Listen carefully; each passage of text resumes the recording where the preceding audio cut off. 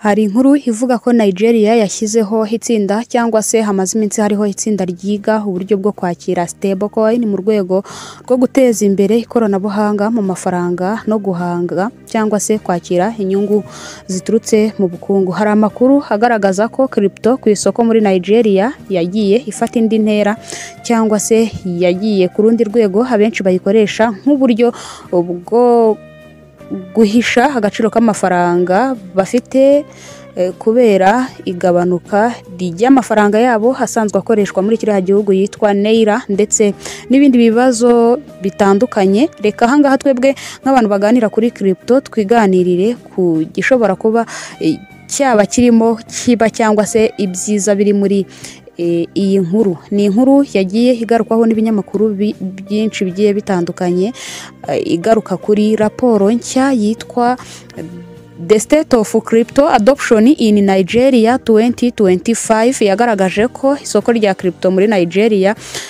ritari gukorwa n'amahirwe nk'uko byari bisanzwe bizwi cyangwa se hype gusa, ahubwo rigeze ku rwego rwo gukoreshwa hakoreshejwe ubwitonzi, ubushishozi n'imyumvire ishingiye guteza imbere ubukungu.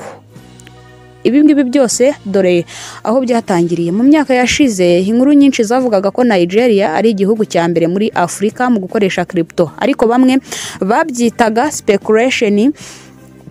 Kugura cyangwa se kuyikoresha byari ukugira ngo bashobore kuba babona inyungu vuba mu mafaranga yabo. Bamwe bavugaga ko byari hype, abandi bakavuga ko ari uburyo bwo kugira ngo bahunge amabanki ndetse n'amategeko yabyo. Ariko imyaka uko yagiye ishira byagaragaye ko abaturage benshi ba Nigeria batigeze bakoresha crypto mu bikorwa bibi, ahubwo bakoreshaga mu buryo bwo kugira ngo babungabunge ubukungu n'agaciro k'amafaranga yabo nyuma y'uko Naira cyangwa se ifaranga rikoreshwa muri kiriya gihugu cya Nigeria rimanutse ku kigero kiri hejuru cyane.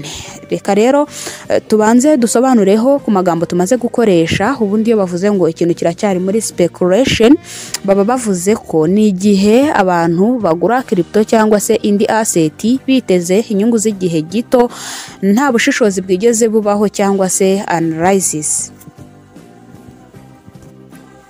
Iri jambo speculation rikurikirana n'irindi ryitwa pragmatism. Ni ugukoresha crypto mu buryo bufatika nka business, kubitsa cyangwa se kohererezanya amafaranga. Ni nako nguha ikaze kuri Rugwiro Prozone tuganira ku buryo ubwo aribwo bwose ushobora gukoresha telefone yawe na internet bikaguhindura umumenyi muri crypto cyangwa se bikongera ubumenyi wari ufite muri crypto.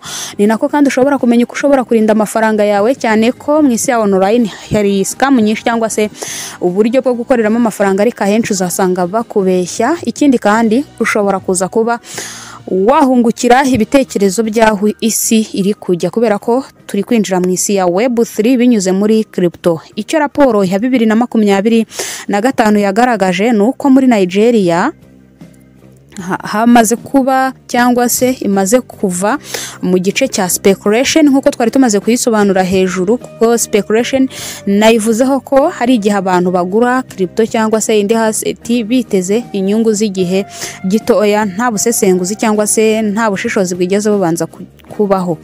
Ahangaha rero Abanya-Nigeria bamwe na bamwe bamaze kurenga iki gice cya speculation, ahubwo yinjiye mu gice cyo kuba bayikoresha mu buryo noneho bwo kwishyura cyangwa se mu buryo bufatika nka business, kubitsa cyangwa se kohererezanya amafaranga, cyangwa se icyo bita pragmatism nk'uko hejuru twari tumaze kuba twabivuga.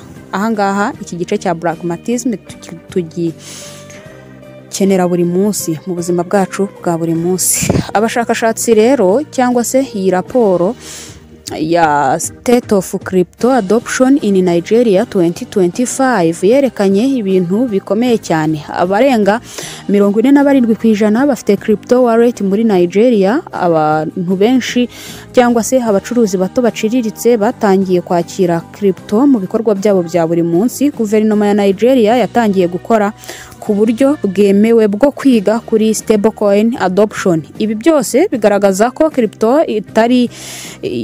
itagifatwa nyine nka speculation muri iki gihugu cyangwa se abashaka kuyikoresha nk'uburyo bw'amahirwe, ahubwo ko ari igikoresho cy'ubukungu bukomeye cyane. Ubu mu minsi ishize guverinoma ya Nigeria yari yashyizeho itsinda haribyo twatangiriyeho hejuru rishinzwe kwiga kuri stablecoin zashobora kwinjizwa mu mikorere y'igihugu, hanyuma hakaza kuza kuba habona inyungu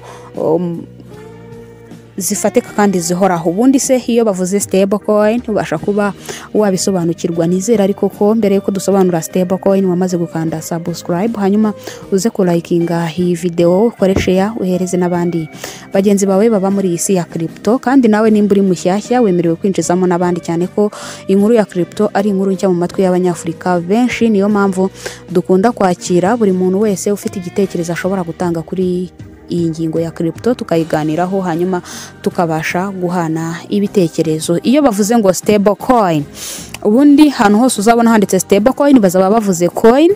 Coin ni igiceri mu magambo asanzwe. Ubwo iyo ufite igiceri cy'ijana uba ufite coin, n'ufite igiceri cy'icumi aba afite coin. Ijambo coin risobanura igiceri. Noneho cyangwa se iyo babivugiye hamwe ngo stablecoin ni crypto ifite agaciro gahoraho, igahuzwa n'amafaranga asanzwe nka USD cyangwa se euro.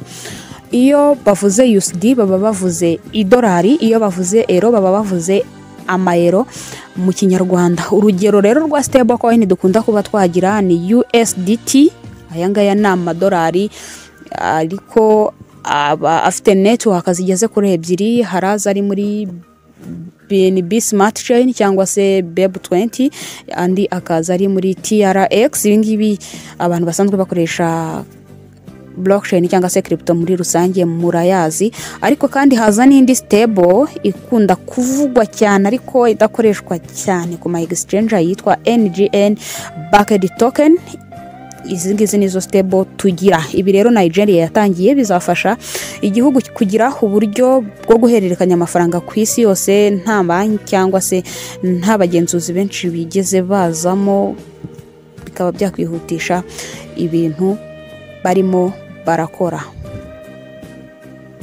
Raporo ikomeza kuvuga ko mu kwezi gushize Perezida Bola Ahmed Tinubu yasabye ku rwego rw'ubutabera cyangwa se abashinzwe ubutabera bwakwakira cyangwa se bwakwiga uko crypto literacy yakongerwa mu mikorere y'igihugu. Impamvu byari ukugira ngo abasirikare, abashinzwe ubutabera n'abashinzwe kurwanya ruswa basobanukirwe uburyo crypto ikora kugira ngo barwanye high crime n'ubujura bushingiye kuri blockchain. Birumvikana neza ko igihugu mbere yo kugira ngo gihereze uburenganzira amafaranga mu gukora cyangwa se gukoreshwa mu bwisanzure, hari uko babanza gushyiraho amategeko n'amabwiriza bigenga, bityo ushatse kuzanamo ubundi bwenge bwinshi bamushakire itegeko baza kuza kuba barebana. Uyu mwanzuro ni intambwe ikomeye cyane kuko igihugu gito cyangwa se n'ikinini byemeje gukoresha blockchain biba bigiye kujya mu mutekano uhamye w'amafaranga.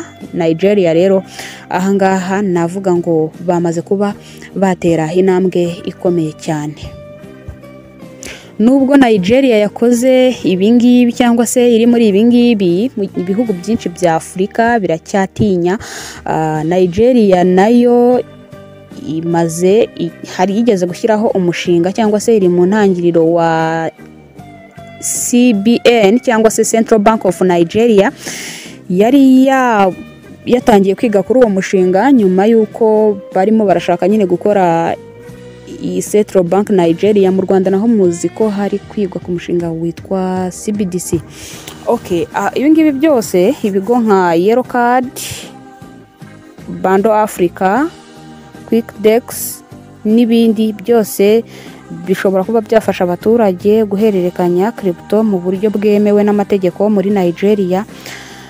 Yaba urwego rwa People Led Adoption, aho abaturage ari bo bayoboye impinduka z'amafaranga. Ahangaha iyo wakiriye crypto biba byamaze kuba byagenda neza. Iyo urebye uko abantu bagerageza gusobanukirwa crypto mu mwaka wa 2017 byari ibintu byuzuyemo hype. Bitcoin iza kugira umuherwe cyangwa se iza kugira abantu benshi abaherwe benshi bashoramo amafaranga agenda azamuka. Abenshi bagenda basobanukirwa uko bimeze.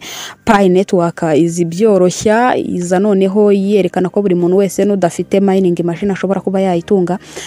Crypto igenda iza imbere mu buzima bwa buri munsi, gutyo igenda ifata indi ntera. Biragaragaza ahazaza heza rero Afrika. Nigeria ni igihugu cya mbere muri Afrika mu baturage, gifite abasaga miliyoni 220 niko raporo bigaragaza.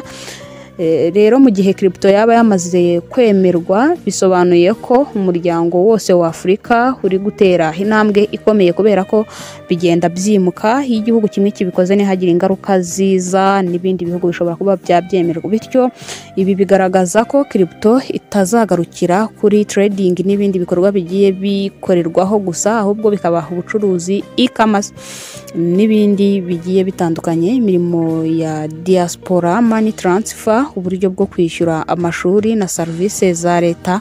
N'igihe kiri imbere ibi ngibi bizagenda bifasha abantu bagiye batandukanye. Ibi byose bitwigisha iki? Nimba usanzwe uri umupiyoniye cyangwa se usanzwe uba muri crypto adoption itari muri bwa buryo nyine ubikoramo byo bya pare chance, urugendo rwo gusobanukirwa, gukora ubushakashatsi no kubaka imyumvire y'igihe kirekire nibwo itangiye. Abantu benshi bashobora kuba bashaka kumenya crypto, ariko wowe wabimenye mbere.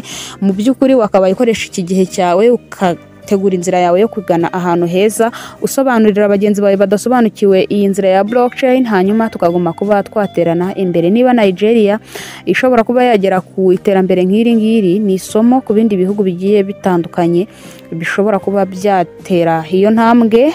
Kandi nanone nk'u Rwanda muzi neza ko bari kwitegura kwakira inama ikomeye cyane yiga kuri blockchain mu Rwanda, aho kwakira abashyitsi ibyo byo babiciyemo impaka. Nekereza ko ntago bakwakira abashyitsi iyi projet batayifite. Byose hamwe no gutegereza, no gukomeza tugategereza dukoresha amafaranga ya crypto mu bikorwa byiza, kugira ngo yizerwe. Nyine y'ikintu umuntu atakizi abanza kugishakaho amakuru, kandi amakuru biba byiza yabonye mu kintu kidasenya. Mwakoze cyane gukurikira Rugwiro Pro Zone, mukande like, comment, hanyuma muze gukandana na subscribe kugira ngo tugumane ku mpinduka z'isi cyangwa se z'ikoranabuhanga zishingiye kuri blockchain. Crypto is not the future, is happening now. Ndagushimiye, Imana ikurinde. Ngewe bakugezagaho ibiganiro nkorera mu mazina ya Rugwiro Pro. Reka tuzabane ubutaha.